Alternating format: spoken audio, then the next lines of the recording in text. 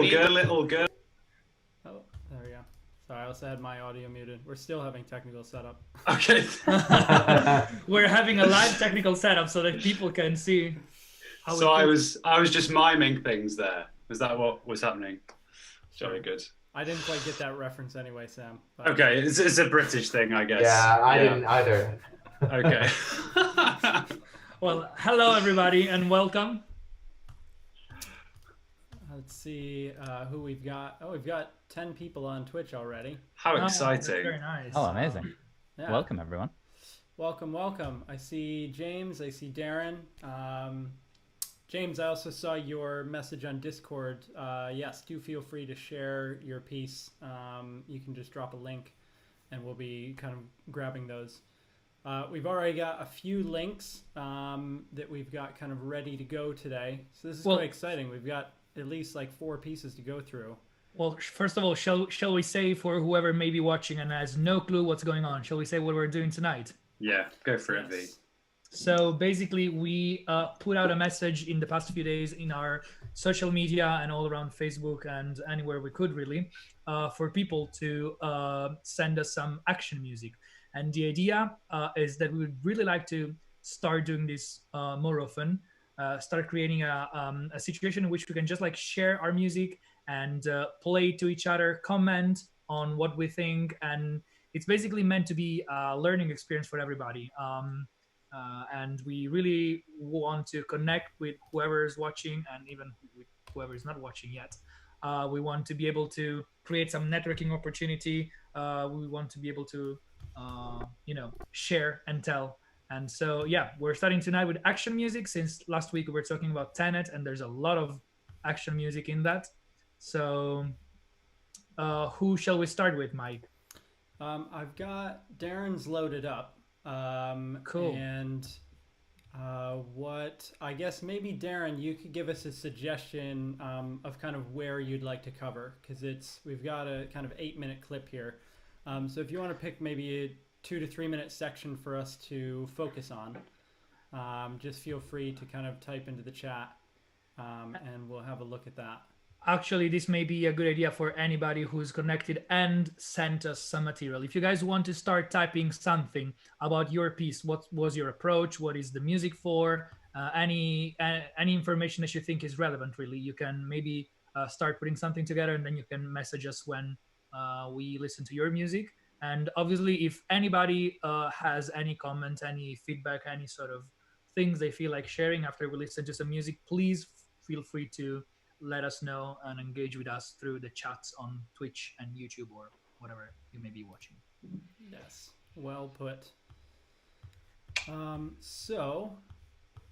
Darren, if you've got a specific kind of spot in mind, feel free to type that in. I think otherwise I could pick maybe, I think kind of the opening of this piece is nice and exciting.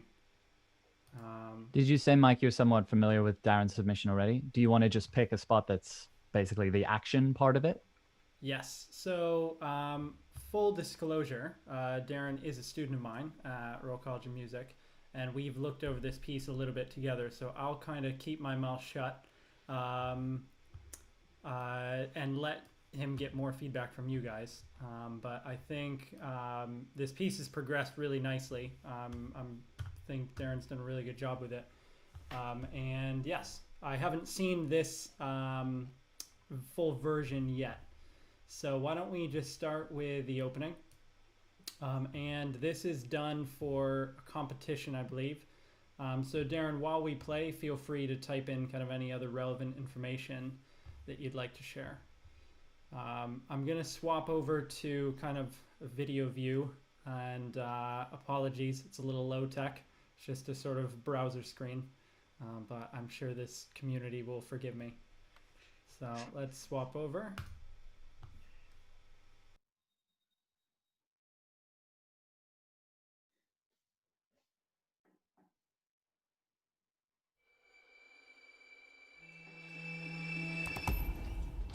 Crawford, így futároztál.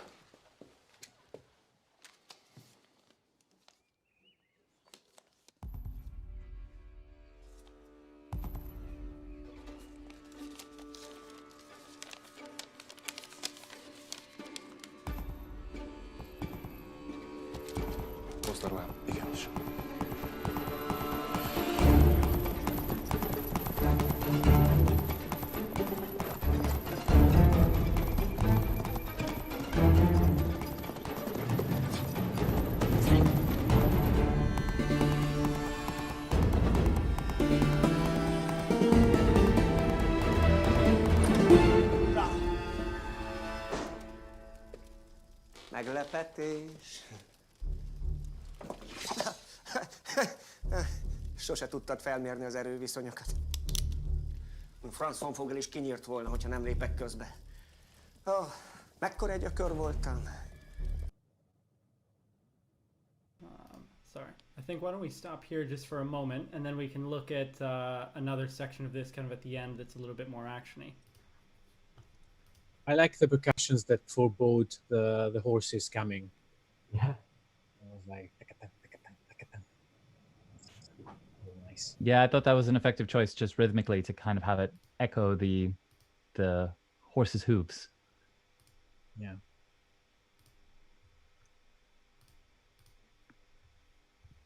Sorry, forgot my microphone on mute. Darren, I just wanted to say that you have my admiration because I know the clip. I've looked into the Panania competition myself, and one of the main reasons why I decided not to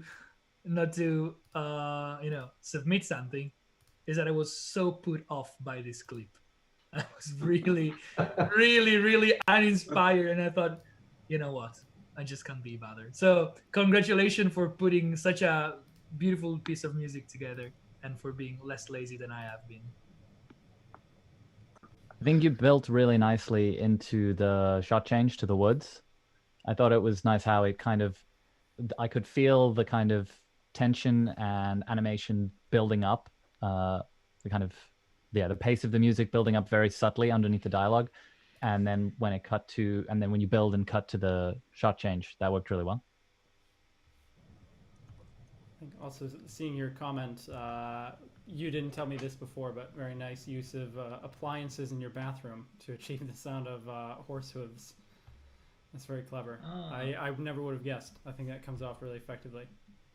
So Darren, maybe can you tell us a little bit about exactly what kind of instruments, like either from a programming point of view or from a sampling point of view, how did you achieve the percussion sound? Because it was very, very good indeed.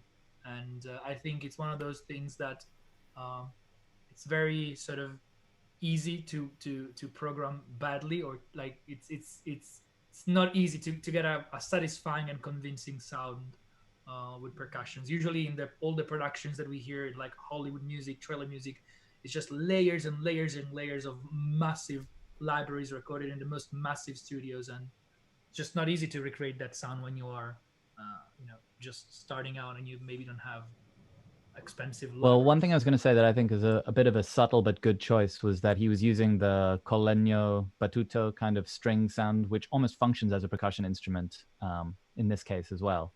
So I think that's good use of the orchestra. I was going to ask Darren, towards the end of that clip we just listened to, there's something that sounds to me like a cimbalom, but it's a lot more synthetic than I would expect. And I'm wondering if that's like some sort of synth. It stuck out to me as being a little bit out of place with the other choices you had made. So I was wondering if that's something you're planning on replacing, or maybe I just didn't get what I was hearing, but I would be interested to hear your point of view. While we wait for that, I want to know what he means by bathroom appliances.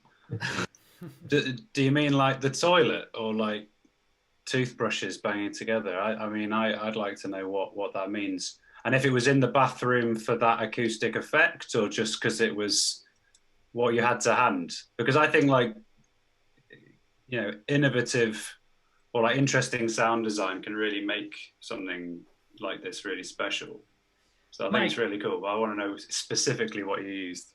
Can we maybe re-listen to, we don't need to watch the video again, but can we maybe just re-listen to the music one more time? Because it's difficult to pick up a lot of things just with one go. Yeah, and I'll also say I think what's developed nicely over the different versions that I've seen of this has been I think the theme is now much more clear in the beginning. And so kind of it's, the spotting of the scene is segmented really well. So we kind of get, that first bit running through the sort of woods, and then the next bit with a guy walking towards the building, and both of those are segmented really nice, like have their own identity. So I think it's very clear in the arrangement.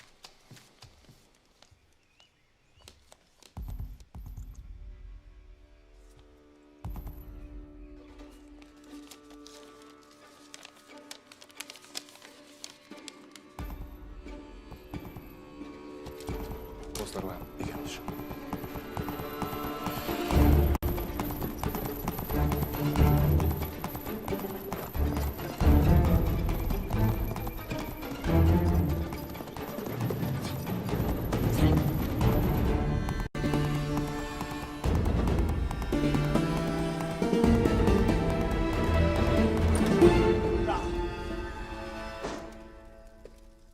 Meglepett. There's something that I'm not sure I'm hearing it right, because like the quality over the restream for us 6 guys is probably not as high as the guys on who are watching. So like I'm not sure that I'm listening things as accurately as I suppose. But it sounds like the ticketing, the sort of sound that that imitates the horses is quite dry and quite close up front compared to the rest of your orchestral stuff. I don't know, was I the only one who heard this? And also, Mike, maybe you know the piece better, so am I wrong? No, I'd agree with that. I think just to kind of get technical and talk about the programming a bit, I think the strings you could probably bring a bit forward, because it also, towards the end of that clip, gets we get this sort of full ensemble, and we get these a sort of full string orchestra sound, but it's a little bit buried. So I think you could probably bring it forward a bit. It sounds kind of far away, and I think just tweaking a little bit more on kind of the performance of it. But then once that's balanced out, because otherwise all the solo instruments I think sound really good, and they're sort of like up close and really present. So I think just matching that a bit. Yeah, I think picking up of what on what Vincenzo was saying, I think also the difference between the high percussions and the low boomy percussion. I like the high percussions because they're really close, really dry, and I think everything should be closer and drier. But it clashes a little bit sound-wise with a low boom, which is very reverberated, and it seems put together in 2 different moments. And so I think it's like embracing the higher frequencies a little bit. You know, it's got a folky quality to it. I think it's kind of what Shane was saying about the cymbalum as well, or is it maybe a dulcimer? I don't know, where you can really hear that it needs to sound like someone's playing it. And then, you know, with the higher drums, you need to hear fingers on the skin, and with cymbalum or dulcimer, you know, you need to hear that kind of the striking or plucking of the strings. So, you know, just embracing those frequencies that make it as realistic as possible. I think that will really help it. I think it's really tricky to pull that off in a way. So like in my second year in college, when we did the orchestral recording session, I had written a really big sort of trailer music cue, and I remember that I was trying to put in some like heavy percussion. Really, I wanted a bombastic Hollywood-like sound, and I remember that the biggest struggle that I found, especially in the tutti section, as Mike was saying, where it gets a bit more maybe muddy in your piece, Darren, the difficulty that I found personally was mixing all the percussions that I have tried. First of all, because like the big drums tend to blend in quite well with the basses and the cello, you know, the lower sort of instruments in the orchestra, while the higher sounding drums, so like the snare drums, the sort of there's some taiko who sound quite heavily high frequency based. Those tend to stick out, and so I think there's like 2 problems. First of all, balancing the elements together, and the second element is like when you so like balancing the element in terms of like something which is too up close, something which is too far behind, and also in general balancing the percussion sound, which you want to sound bombastic and in your face, balancing that with the orchestra, which has a much more sort of reverberary and melting together sound.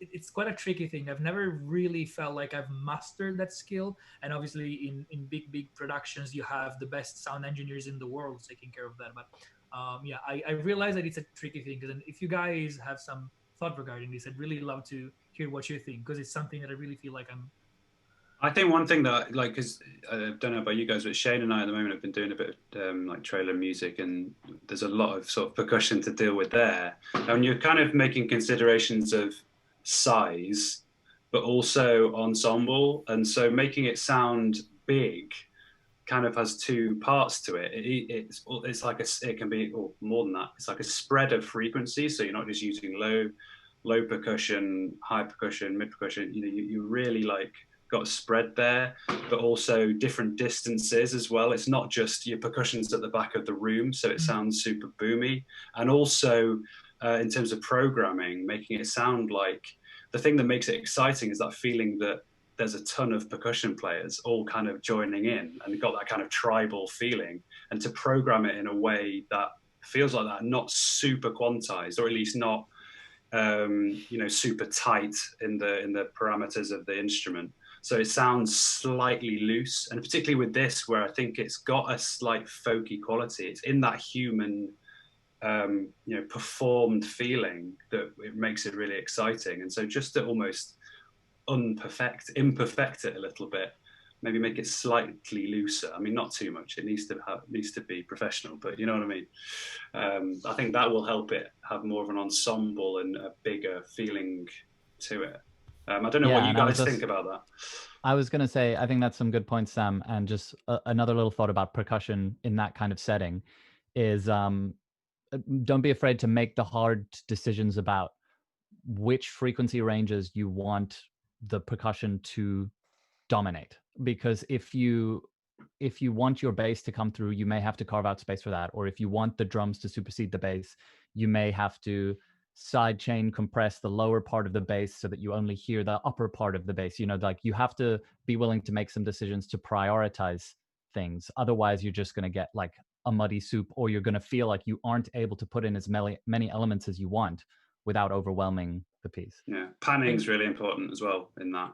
I was gonna say, I suppose that side chaining plays a huge role in like making these percussions come through, because like there's so much stuff that you really want them to sort of come out a bit more when you have the punch of the drum, and then maybe hear a bit of the orchestra too. So I think you probably don't have to overcomplicate it though too. No. Like I think just kind of, I mean, maybe this is sort of what Shane's suggesting, like use that if needed. But that I think ultimately the concept there is in, like, don't think of I have the orchestra and then I have sound design percussion, or I then have a solo instrument. Like, try considering all of them have a space. All of these elements, if you want them to sound cohesive, then you need to kind of think of it as one large ensemble. At least that's how I tend to approach it. And then think like, that might mean that maybe your first violins are a little more separated from your brass than if you were just focusing on them as an orchestra. But that's kind of maybe along the same lines of those hard decisions of like, I want it to all be balanced. So maybe I'm putting something a little bit further right or left or forward or back than I normally might, because I want all those elements to fit. Yeah, I guess you're saying sorry. Just to quickly sharpen up my point. I just sort of mean like, don't be afraid to cut away a bunch of unnecessary stuff, leaving you only with just the part of the frequency range that you really want from that instrument, so that you can have more things playing at once. I think that's sort of what I meant more. Yeah, I guess it's like orchestrationally, everything needs a purpose. In terms of mixing, everything needs space. So it's like you're kind of one needs to work with the other. Guys, we better listen to something else. It's our last. We're going down the rabbit hole. Sorry. Also, once we get started. Is there anything interesting happening in the comment section, Mike? Have you picked up on something that either Darren or somebody else has before we move on? Darren's been giving some helpful context to all of this, but sort of also kind of agreeing with a lot of the points that have been made. Thank you, Darren, for sharing. Also, if we had a VIP section of the stream, Darren would definitely be in it. It's been a hardcore, long-time supporter. Yeah, badge for best supporter. Yeah. James has a great point. Is the clip? It's a Hungarian film. Is it? Yeah, I believe so. And James says, fantastic. I love the music and the arrangement. And then he says, the cimbalom is a great surprise. Really gives you a feeling of Hungarian folk music. So yeah, it's absolutely. Really good choice. Yeah. Great. So why don't we jump on to, I've got Luigi's up next. So this is a rescore of Wall-E. And I think we will just give it a go. I don't think... I mean, one thing we've been considering is if we've been, if we may get flagged on YouTube or Twitch for kind of showing content we don't have the rights to show. So shall we just listen to? Let's listen to it. Perhaps we should just listen to the audio of this one, if that's all right. So what's the scene, Mike? Is it right that it's the Eve rescue scene? I think you said that, Michael, didn't you? Yeah. Is that right? Just for those that might have seen the film. I've seen the clip and it's exactly that. And I also know the having seen music. the clip, I can vouch on the spotting. I think it's done very well. Cool. Cool. Okay, I will play through this one next.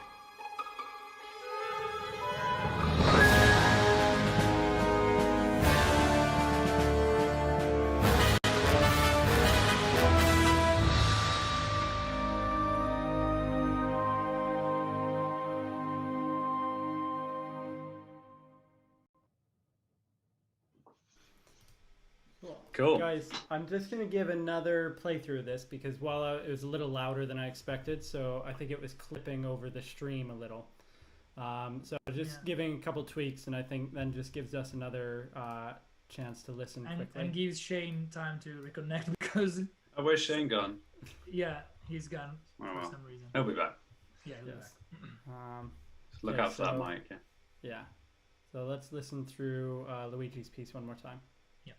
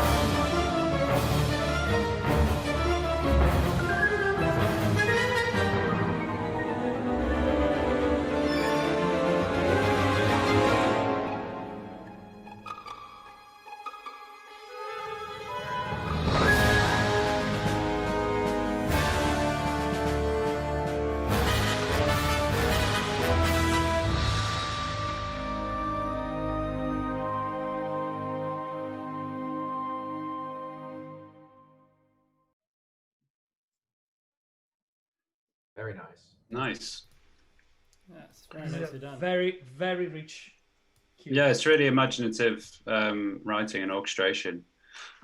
My first thought on the mix is that it's a bit wet. I don't know if you guys can hear that. And it sounds like it's kind of done as if it's concert hall, and so the winds sound kind of removed and the strings are also dead wet. I don't know if that's.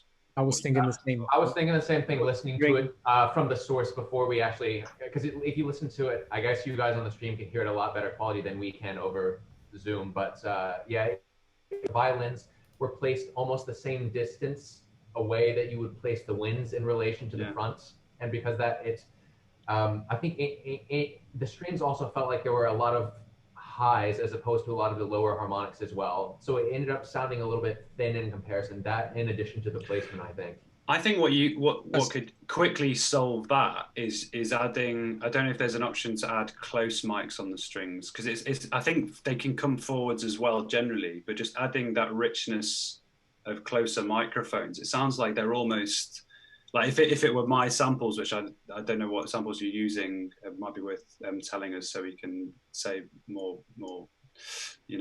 better. But yeah, if it were like Spitfire samples, you've got the option of the 3 mics. It almost sounds like you've got the tree or the ambient mics up on full, but no close mics. It could also just be. It could also just be that it's too wet. The reverb. I think there's that too. I think it's that too. Yeah. Something. I mean, if you turn down the decay, it sounds much clearer. But the distance in when you hear stuff like what Michael was saying, it's true. I mean, you feel like the first violins are as far away as the winds, but the first note that you hear, it's like a high pizzicato note in the violins, that it's really close. Yeah. So pizzicato notes are always a pain in the ass when you use samples, because they're always too much together, first of all. So they play perfectly together. So I always try to put some solo instruments as well, and trying to play them and not quantize them, so it gives it a little bit of a flam. Apart from that, it's great music. Yeah. I want to. Oh, sorry. Go ahead. Go ahead, Michael. Please. Oh, the only thing I was going to say as well is I played it on my computer, listening to headphones again, and it almost sounds as well that the orchestra is panned a little bit too wide for my taste in relation to, I guess, the traditional sound, unless there's a specific reason for doing that. I was just listening specifically to the basses and the violins, which feel like they're as far right as they can possibly go, and the fact that they're also farther away makes it seem even like they're panned farther than you possibly could. So I think, honestly, keeping a narrower image and then widening the overall image would be a little bit more effective, just because it feels like everything is really spread out. If what you say, I didn't notice that so much just listening here, Michael, but if what you say is true, that violins are really far that way, bass is really far that way, I would try straight away, the first thing you do, just change your panning so bass is central and that it goes higher to the sides. Because I think immediately that should tighten particularly the bass up a little bit. Because I think that's one thing that I would avoid personally doing. I mean, it's very much personal preference as to whether you pan according to sort of depending on the sort of type of orchestra you're panning, basically. But I think I personally prefer to put my bass in the middle and have it spread that way, because then it just keeps it nice and tight, as you're listening. But yeah, I mean, it's great writing, man. I mean, if it's the scene I'm thinking of with the Eve rescue, it's a really difficult one to score as well, because there's a lot of, I mean, I don't know whether, I'm kind of assuming it's not, but I don't know if it's scored to all the soundtrack on the film as well, but there's like a ship taking off, right? Yeah. And all sorts of that to think about too. So it's it's really nice spotting. Yeah, I think compositionally, what I think you keep the momentum moving by keeping a lot of variation. So like all these different textures, kind of each new section, again, kind of talking about like different sections having their own identity. I think you do this quite effectively because it's sort of like each time something shifts, now there's a different focus on which role a different section of the orchestra is playing.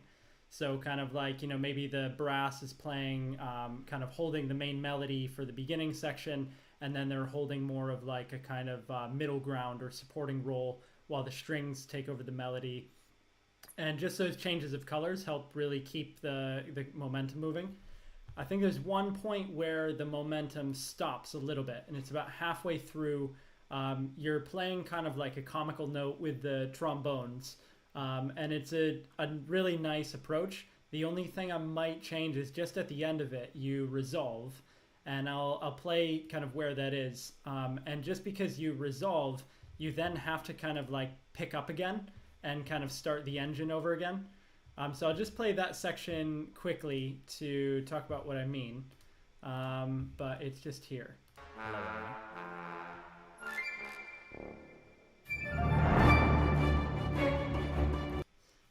So I think there you might just be able to kind of suture those sections together a little bit more.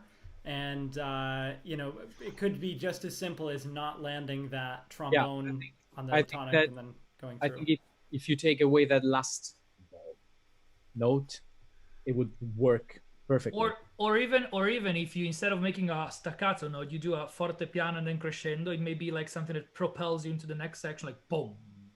Yeah. Yeah, But something still, that's together. It's still the resolution though. Yeah. It's very hard. It's very hard to say in terms of spotting that particular moment as well, because you've got to think about things like the purpose of the scene. Is this a moment that needs to be so separated, or could like the motor continue through somehow? You know, does the momentum have to stop completely, or is it more important to take us through? I don't know, because I've been not watching it to the picture, but things like that, like how kind of compartmentalized does that little moment have to be? It might be that you can continue some material through from previous section into the next to help suture that. I don't know. Yeah. Can I just say? I like. Oh, sorry. Go ahead. No, go ahead. Go ahead. Is it related to what they just said? No. Okay. Well, I was just going to address real quick the comment that both Laura and Luigi talked about virtual soundstage too, because I actually have comments on that as well. Do any of you guys use virtual soundstage for panning, or have you used it before? No. I've used it in the past, but since we, yeah, go on. Yeah. So basically, for people who don't know it, it's a panning tool, and sort of you can use it for reverb as well. And basically, to give a realistic placements of instrument in the concert hall, you have physical dots you can move around that are different instruments, and you can place them distance-wise apart. I think it's a shorthand way of getting, you know, depth and also panning within one singular plugin. And the nice thing is that you can control all the different instrument placements from one iteration of this plugin, so you can see where all the orchestra is positioned. I actually really like it because, to me, primarily, like, coming from a classical background as a bassoonist and then sort of going into the world of demo making and everything, just having it as simplistic and logical as possible makes sense to me, and just having that visual representation really works. I do think that, so again, for you guys that don't know, they'll have different stage setups that you can pick that basically provide lines where you can put the instruments within those lines, so you approximate like an actual orchestra would be. I do think that some of the string sections, they're these big triangular sections back really far. There's the tendency to want to place the strings right in the middle of those little blocks. But I honestly feel like the best way to achieve that string sound is to keep everything up at the front of those individual sections, just to have it as dry as possible. And then also you can adjust the placement of the mics. And I think honestly, keeping the mics on the edge of the stage or even in the audience a little bit, as opposed to right up next to where the violins or violas and cellos are, is the most effective way to do it. I don't know, I really like, I find it effective, but at the same time, when it comes to panning and things like that, one thing to keep in mind when using virtual soundstage is if the samples are already panned, just because a lot of times you'll get violin libraries that are already, you know, panned fairly far left. And if you then place them left, it'll go even farther. And I think that's when you get that sort of overextended sound. That's the point with using Spitfire or other libraries that are already panned, and they already have like maybe the sound of the room.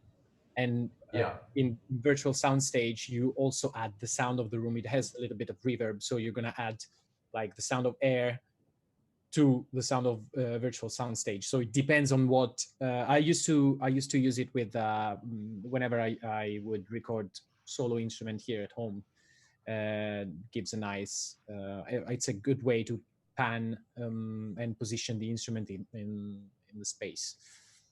I would say it's also possible to use it as just purely a panning tool. You don't have to use the room reverb that comes in virtual soundstage, which is also beneficial if you have a better reverb that you just want to use. If you use it just as sort of the free field panning, it works effectively, and then you won't necessarily have to worry about the reverb within the virtual soundstage fighting with, you know, the reverb already attached to the Spitfire samples. I will say that, you know, in most of my experience with virtual soundstage, like the winds and brass all work really well if you place them where they're supposed to be. But generally the strings always need to be right at the front of where those little individual sections are to get a more realistic sound, but also not have the mics placed immediately over the top of the orchestra, just because then it can push the strings out a lot wider and give it this really weird sort of inorganic sound. So really keeping the actual physical mic position farther away from the front of the orchestra, I think, is the most effective way to use it. I think the bottom line is use your ears, right? I mean, it's clearly an intuitive way of panning and putting players in a space, but it's not by no means essential. And basically, you just need to be listening carefully as to what you need to be hearing and where it needs to sound like it's coming from. Somebody's shooting. It's fireworks outside. Sorry. Happy New Year. Should we move My on? fault. Yes, can I just say one very last thing that I've wanted to say? I really appreciate, just like to cap it off, I really appreciate this cue, Luigi, because I feel most of the action music that you hear today is synthesizer, big drums, electric guitar, and looped ideas. And it's like 3/4 of the action music that you hear is just this. With all the respect for Tenet, which is a fantastic score in my opinion, but and there's a lot of ideas, but it's still synthesizer, electric guitars, drums, and writing action music with the orchestra is something that you don't find often, I think, and it takes a lot of hard work. So congratulations to Luigi, also because he got the news today that he's going to be auditioning for RCM soon. So fingers crossed for you, Luigi. Should we? So next up, I've got Taisuke Kimura. These are in the Dropbox, Sam. Yeah. Okay. So I've got 2 tracks. I'll just start with the first one.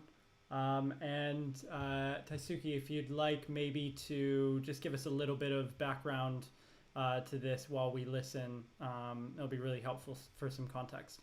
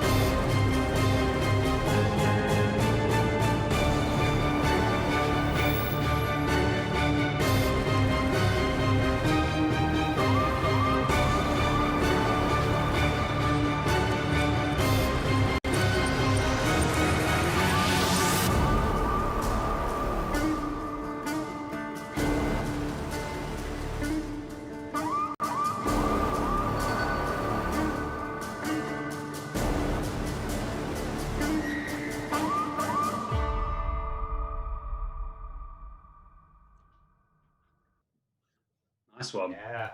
Cool. If big stuff. If I could start with something, a comment that Ale helped me with on a track of mine, I think applies to this same thing. So recently I've been doing some tracks, and I was sort of, with the publisher, they said, it's sort of from this point on, it, could develop more. And actually, when I was trying to kind of add more and more and trying to kind of get more stuff going on, And then Ale listened to it and, you know, made me realize really that I should have just been taking away from the beginning. And I think the same applies to this, that you kind of give us everything from the start and it's really big and exciting, but then there's nowhere to grow. So it kind of would be helpful if you, like, what you could do is just sculpt away, kind of pick your big climactic section and then sculpt, just take things out, kind of paring it down to the beginning. And then it'll really give us this big energetic build up to that point.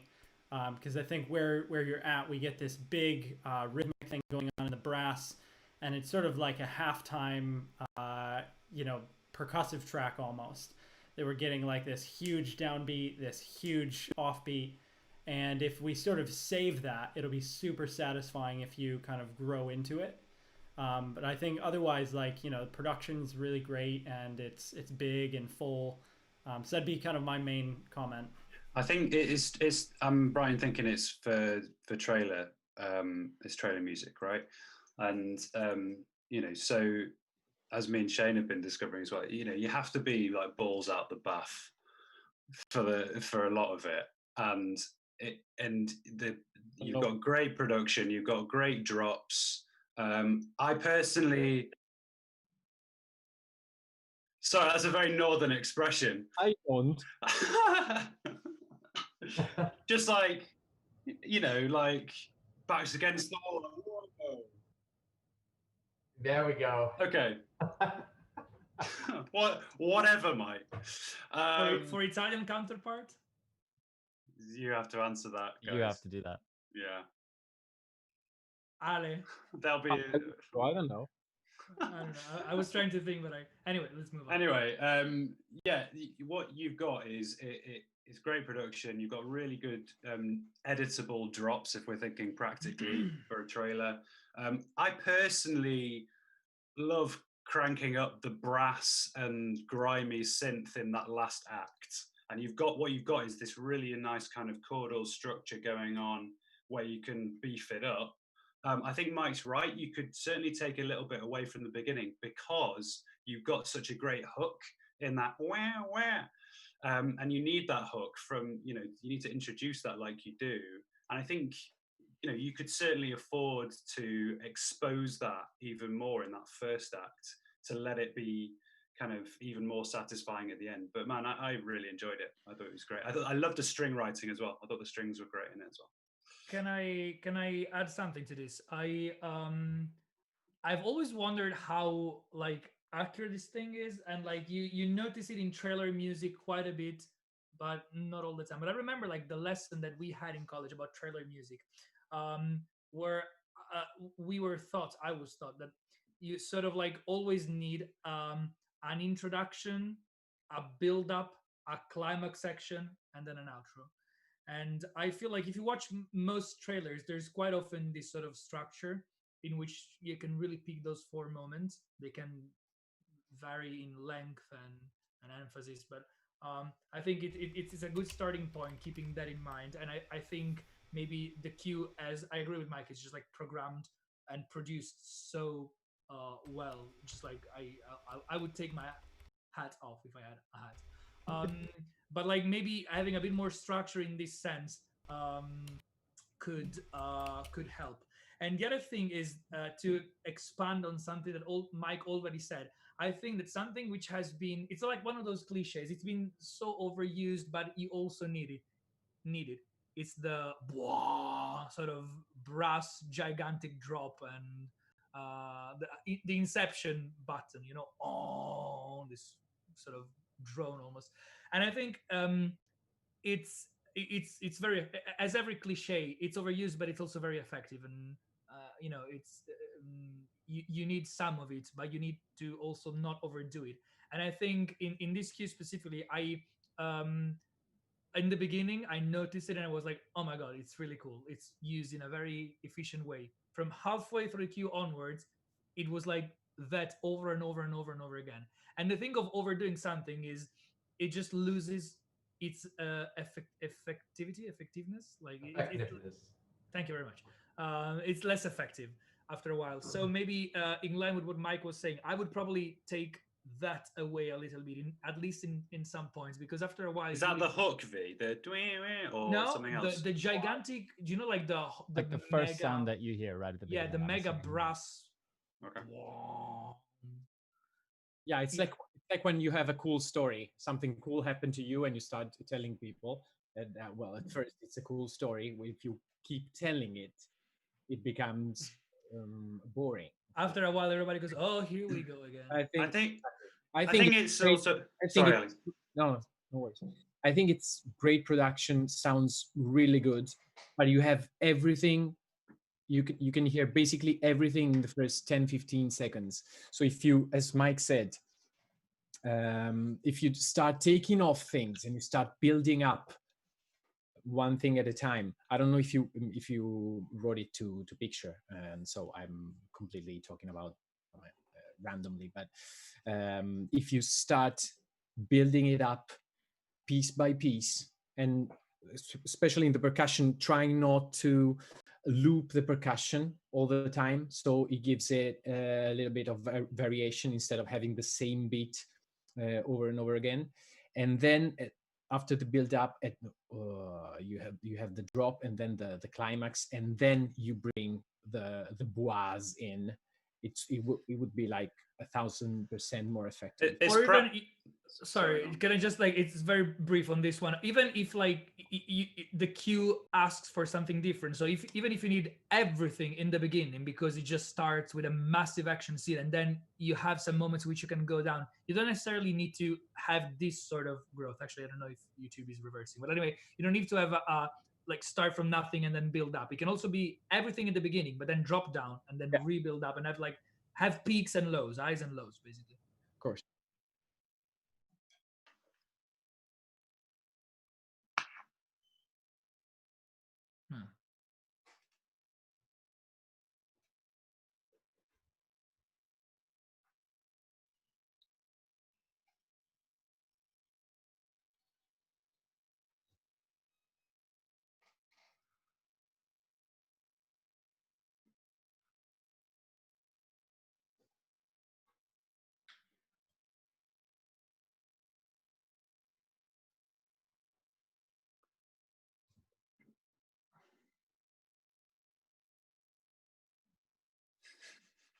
Is that what it's called? A bourgeois drop. That's what I thought.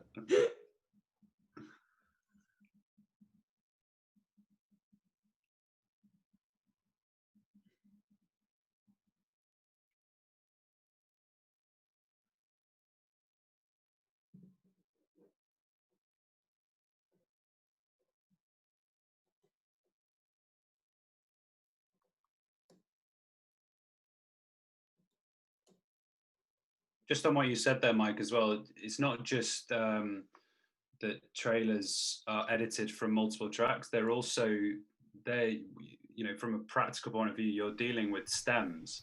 And so they're sorry, constantly... guys, I just realized that my mic was muted on my end. So Zoom heard me, but the stream didn't. So I'll briefly summarize. I was just saying that trailers have editable points because they're often edited from multiple tracks. So just making sure each of those sections has a very clear kind of purpose to it. And then just maintaining the momentum through it. So after the section where you kind of drop out and you have kind of like an extra bar of a pause, I would ramp up into that next section and just keep the momentum moving through the piece. Sorry, Sam, go ahead. Well, I was just saying, just on that as well, that it's not just between different tracks, it's within one track. They'll take, whichever music editor's putting the music to the trailer will take the stems and cut some out, chop them up, move them around. It has to be very malleable as a piece of music. And, yes, the opening had a lot of stuff happening, but, how it's applied to whatever trailer is entirely up to whatever music editor ends up using it. This is assuming it's like library trailer. If it's bespoke, then obviously it just depends on what the trailer's doing. But yeah, assuming you're giving the stems of this to someone, they might chop everything except that. We're out for the first 20 seconds. You just don't know. So yeah, it needs that malleability, I think. Yeah, well Guys, done. just on the stream, I'll just say, because a couple people are asking in comments if you can send in tracks still. Absolutely. I think typically we do these streams for about an hour. We started nearly 10 minutes late today, so I'm happy to continue going. But I'm not sure how you guys feel. I'm happy to also just stay on a little bit longer. And I'm happy to stay on, but I think if we have a lot of submissions, it may even be worth doing sort of an episode 2 of this next week. And I mean, yeah, so far we've got we can go through James sent a piece, and then we have You Don't Expect Me. Who just sent a track in very unexpectedly. There we go. Have they been quickly vetted? say something before we move on? Yes. About Taisuke's. Sorry, I don't know how to pronounce his name. Yeah, what everyone was saying about the production, absolutely true. Really, really good. I think it goes back to what I was saying a little bit earlier, though. If I can just for one word of potential ability to improve it.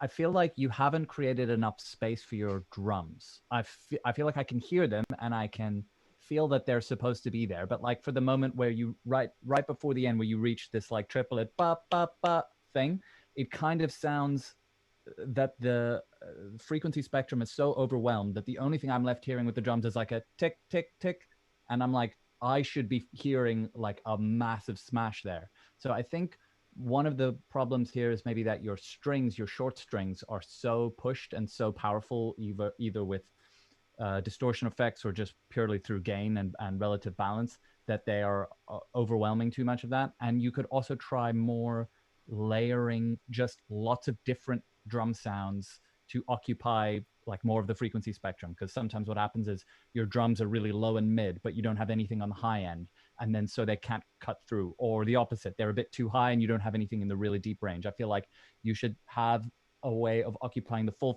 frequency spectrum if you want your drums to really push through and be heard. Could it be a compression thing as well, Shane? Do you think on the? It's possible, yeah. If you're using like master bus compression, like a ultra maximizer or a big limiter or something, that could be throwing things out of whack. So I would try and do that as little as possible in order to, balance your mix properly first, and then apply those sorts of effects. But obviously, everyone said it's a really great track. It is. I'm just trying to think, is there any way we can squeeze a little bit more juice out of it? And the other thing I'd meant to say, sorry, I was thinking while you guys were saying, there's an amazing sound of like, I don't know, it's some kind of stringed instrument, some sort of like a guitar diddling ding ding diddling ding that comes in after about 30-40 seconds. That to me is like the catchiest hook. I love that. I was like, this is amazing. But you only kind of did it for like 8 bars, 16 bars, whatever, and then you moved away from that idea. You played it again on the strings later, the same notes, but we didn't quite have that same fluency that was achieved by playing it with an instrument. You could start with that. Like make that's the track. Decide what the best element is and make everything about that element. Because that at the end of the day, people are going to say, oh, what's that track that goes diddling? It's going to be that most recognizably that sells the track, I think. Cool. Absolute I think very good job, Taisuke, and thanks for joining from LA. So we have quite a range today. Shall we jump on to James's piece now? Yeah. Let's. Cool. We've got this is also, it's a rescore of Enemy of the State. So I'm only going to play the audio once again just to double check and make sure that we don't get flagged. Enemy of the State, is that the one with, who's in that? It's the album by Blink 182. That's Enema of the State. My first CD I've ever owned. And a freaking cool album. As you all know, mine was Big Willie Style by Will Smith. Yeah, who stars in Enemy of the State. Full circle. Yes. Enema of the State. Cool. Okay, let's have a listen.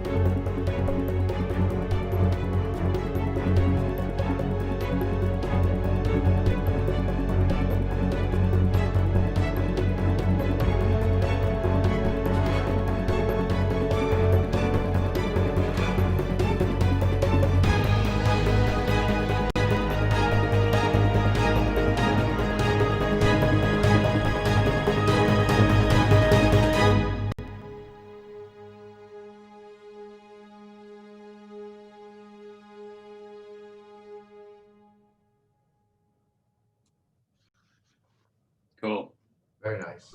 Cool stuff. Oh, Oh, sorry. There we go. no, it was just restarted. Can I go first? Go. Yeah, yeah. I thought that was really good writing. I thought I loved that you ramped up, you modulated to keep the interest, keep the tension. You know, it was a classic motor, a classic kind of action pulse, and it worked really well, kept it exciting. I think there was a moment with the strings where you had this little pattern going on. It might have been my headphones or how we're listening to it, where it's kind of compressed and it just felt a bit bassy. And so some of the string lines got a bit lost. And there's like moments like that where I would probably put in like a solo string or just make sure you're hearing some close mic stuff to make sure you can really hear the clarity of that pattern and make sure you can hear that it's people doing it. Because after all, if you can hear that a person is playing these frantic patterns, that adds to the tension. You know, subconsciously we think that's difficult to play. This is really tense. Do you know what I mean? So making sure that you can hear it's a person, even if it's not, would help there. I think I mentioned it, but just there was a moment where it felt quite bass heavy, and just balancing out the mix. I think it was kind of in the middle. I don't know if you guys felt the same, but just making sure it's super balanced when you've got that kind of boom, boom, boom, boom, just making sure it's really nice and even across the spectrum. But yeah, I thought that was really nicely written. I mean, it certainly had that feeling of an action kind of bed. I don't know if it's written to a scene where there's a lot of other sounds going on, a lot of maybe dialogue as well. So there's a kind of an avoidance of a melody, if that's fair to say. Scene, just to give it some context, where a guy kind of runs off and he's on a bicycle and then sort of goes down like the opposite lane of traffic on a highway. So that's a kind of similar to like Bourne Identity or something like that. Yeah. Gets squashed by a fire truck, right? Something like that. Nice. Yeah. You spoilt it now. But one thing I would say is, you know, in these scenes, even though you're scoring a small part of a bigger film, think about how the composer would score that, whether there's a necessity for leitmotif or like a melody that represents a character or something like that, because there's certainly space for that in what you've written. I think what you've done is great, and it works if there's a lot of other stuff that it would otherwise get in the way of. But if there's space for melody, if there's musical necessity for it, I think there's room for it. But yeah, I really like that. I thought it was really well written, had all like clear kind of cut points, I'm guessing, to the picture as well. Yeah, well done. I don't wanna again, I fear I may not be hearing it the way I wish I was, but I also had the impression, talking about the strings, that the first ostinato line that you hear, the first staccato ostinato line that you hear, was maybe lacking a little bit of sharpness, a bit of like the sort of stabby approach, and it may be a problem of the library. Maybe it just doesn't have enough round robins, or maybe it's the sort of velocity that you used, or maybe it's just a matter of compressing, or maybe I'm not hearing like the full quality. But I had the feeling that specific ostinato line was lacking a little bit of energy. Could use a bit more sharpness. I think it was great music. It sounded really Absolutely. Good. I liked the modulation. Talking about the modulation, I think it could use a little bit more build up to the modulation. Of course, I haven't seen the scene, so I'm just listening to the music. It felt dynamically a little bit too static, maybe. And if you could build up to the modulation, in my opinion, would have sounded better. Also in the again, the quality of the audio here is not the best. So a little bit more movement in the percussion, I think it would help. Like, I don't know if this was especially when you have the fast percussion. I don't know if it was like copy pasted, it was looped, but having it like I don't know, putting in different accents, or as I was telling Mike the other day, playing a little bit, if it's electronic percussions, playing a little bit with the filters, and having the filter cut off some frequencies, like with an automation, so it feels like it's moving, even though the velocity is the same. There is in the video that I don't remember if it was you, Ale, or Mike. Somebody sent a video of an interview with Ludwig Göransson about the soundtrack for Tenet, and was it you, Michael? Okay. Well, anyway, he spends quite some time talking about the way, in a specific cue, the way he affected the drums, so like the sort of effects and filters and manipulations that he used for the drums. And like basically he plays a little bit of the original drum loop, yeah.